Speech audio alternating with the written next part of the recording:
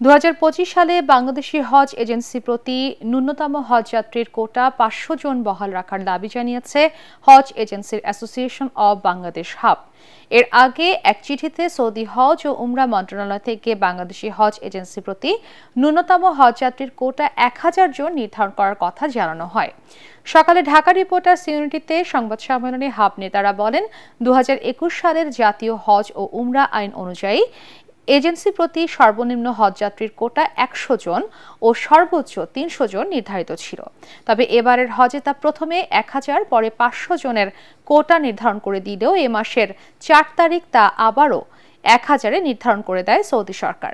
হজযাত্রীর কোটা 1000 করা সম্পূর্ণ অযৌক্তিক ও অসম্ভব উল্লেখ করে হাব নেতারা বলেন, সৌদি সরকার এই নিয়ম না বদলালে এবার সব ধরনের হজ কার্যক্রম পরিচালনা থেকে বিরত থাকবেন তারা।